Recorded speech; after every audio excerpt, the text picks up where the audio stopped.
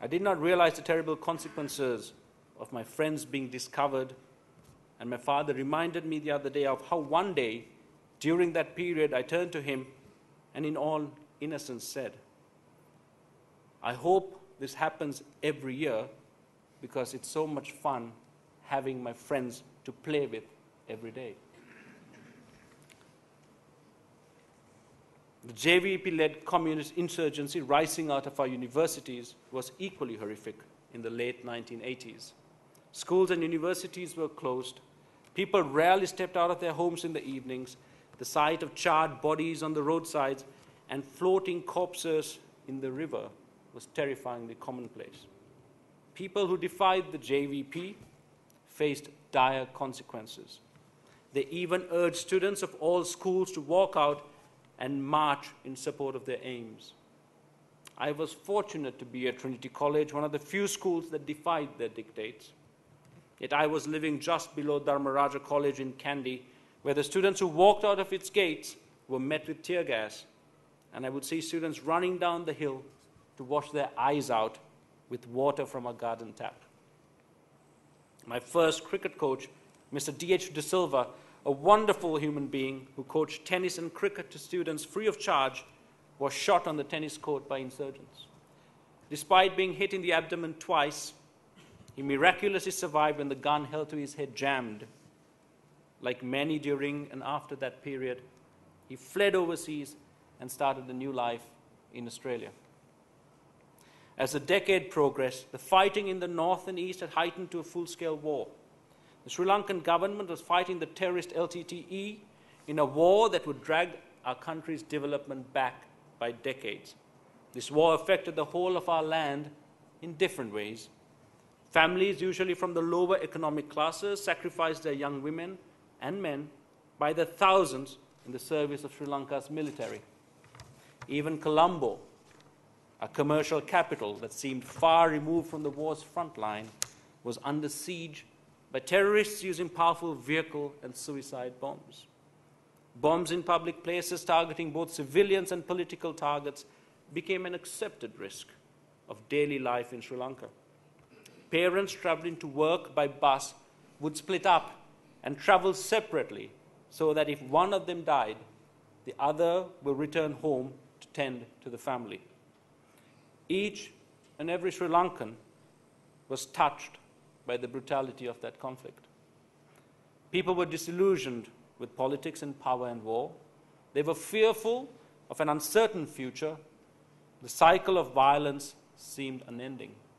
And Sri Lanka became famous internationally for its war and conflict. It was a bleak time where we as a nation looked for inspiration, a miracle that would lift the pallid gloom and show us what we as a country were capable of if united as one, a beacon of hope to illuminate the potential of our peoples. That inspiration was to come in 1996.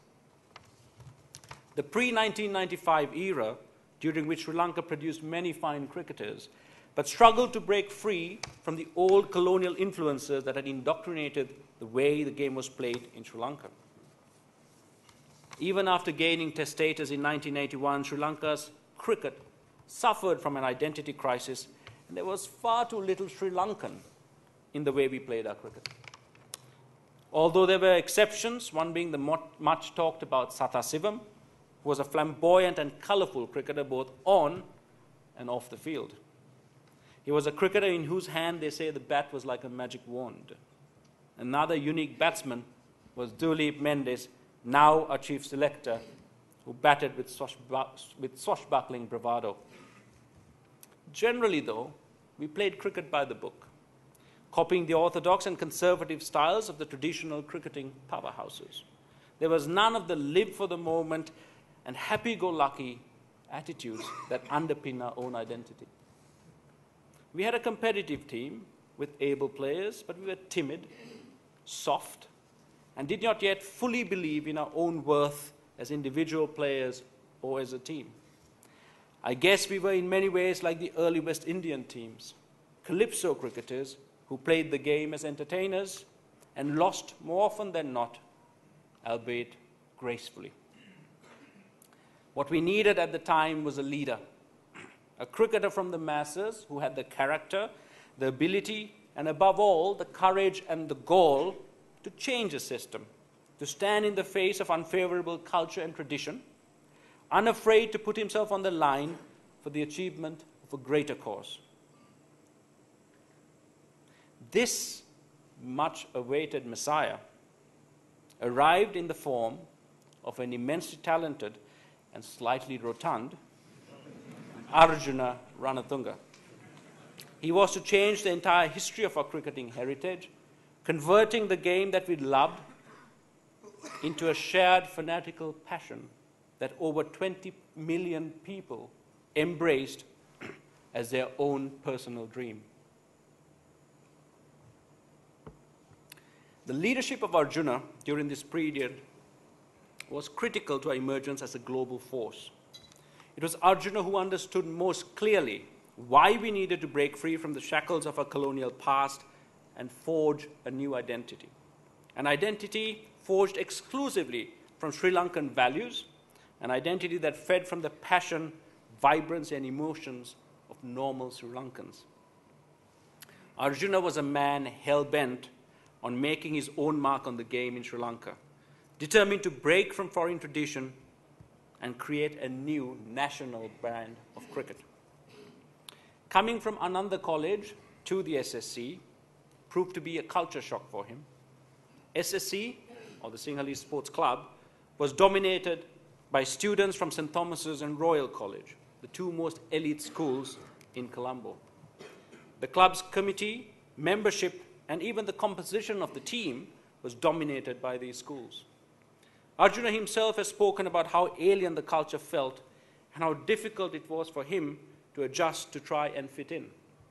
As a 15-year-old kid practicing in the nets at the club, a senior stalwart of the club inquired about him. When told he was from the unfashionable Ananda College, he dismissed his talents immediately. "We don't want any sarong Johnnies in this club." As it turned out, Arjuna not only went on to captain SSC for many years, he also went on to break the stranglehold the elite schools had on the game. His goal was to impart in the team self-belief, to give us a backbone and a sense of self-worth that would inspire the team to look the opposition in the eye and stand equal, to compete without self-doubt or fear, to defy unhealthy traditions and to embrace our own Sri Lankan identity. He led fearlessly with unquestioned authority, but in a calm and collected manner that earned him the tag Captain Cool. The first and most important foundation for our charge towards 1996 was laid. In this slightly overweight and unfit southpaw, Sri Lanka had a brilliant general who for the first time looked to all available corners of our country to pick and choose his troops. Arjuna, better than anyone at the time, realized that we needed an edge, and in that regard, he searched for players whose talents were so unique that when refined, they would mystify and destroy the opposition. In cricket, timing is everything. This proved to be true for the Sri Lankan team as well. We as a nation must be ever so thankful to the parents of Sanajaya Surya and Muthaiya Muralidharan for having sired these two legends to serve our cricket at its greatest time of need. From Mathura came Sanath, a man from a humble background, with an immense talent that was raw and without direction or refinement. A talent under the guidance of Arjuna that was to be harnessed to become one of the most destructive batting forces the game has ever known. It was talent never seen before, and now with his retirement, never to be seen again. Murali came from the hills of Kandy, from a more affluent background. Starting off as a fast bowler and later changing to spin, he was blessed with a natural deformity in his bowling arm, allowing him to impart so much spin on the ball that it spun at unthinkable angles. He brought wrist spin to off spin.